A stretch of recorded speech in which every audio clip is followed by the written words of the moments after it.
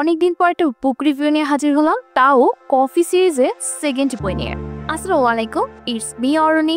আচ্ছা, তোমরা কি ফার্স্ট বইটা পড়েছো কফি সিরিজের? বইটা যদি পড়ে না থাকো তাহলে কিন্তু এই বইটা তোমাদের দারুণ লাগতে পারে, কারণ প্রথম বইতে যে গল্পের একটা কাঠামো ছিল এবং যে শর্তগুলো আমরা দেখতে পেয়েছিলাম, সেম এই বইতেও আমি দেখতে পেয়েছি, কোনো ডিফারেন্স আমি পাইনি।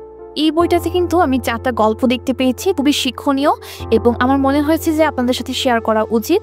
গল্প 4টা পড়ে আপনারা ভালো কিছু নিতে পারবেন।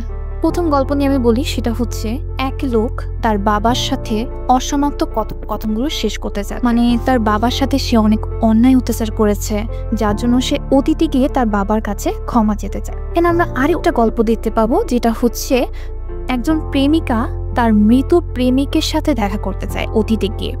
কারণ হচ্ছে তাদের যখন লাস্ট কনভারসেশন হয়েছিল তখন একটা প্রতিশ্রুতি ছিল, সেটা তখন পূরণ হয়নি।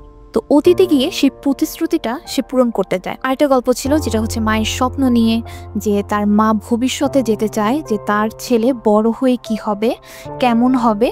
তো এই যে ব্যাপারটা আসলো, হ্যাঁ, এই বইটার মধ্যে যে ব্যাপারটা দেখালো, মা ভবিষ্যতে গিয়ে যখন এটা দেখবে তখন কি তার মা খুশি হবে নাকি দুশ্চিন্তা করবে। এখানে আমরা 4 নম্বর গল্পটা দেখতে পাবো, যেটা হচ্ছে একজন বৃদ্ধা তার অতীতে যেতে চায়, কারণ হচ্ছে তার ফ্রেন্ডের সাথে তার কিছু মিসআন্ডারস্ট্যান্ডিং হয়েছে, সেটা মিটমাট করার জন্য কিন্তু সে অতীতে যেতে যাচ্ছে।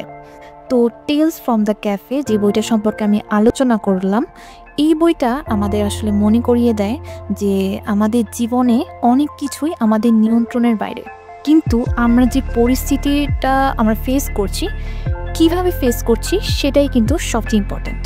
এখন আমি বলবো এই গল্পটা কাদের জন্য।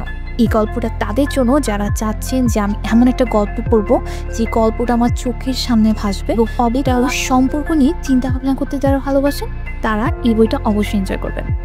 আজকের ভিডিও ছিল এইটুকুই। আশা করি আপনারা খুব ভালো কিছু ইনফরমেশন পেয়েছেন এখান থেকে।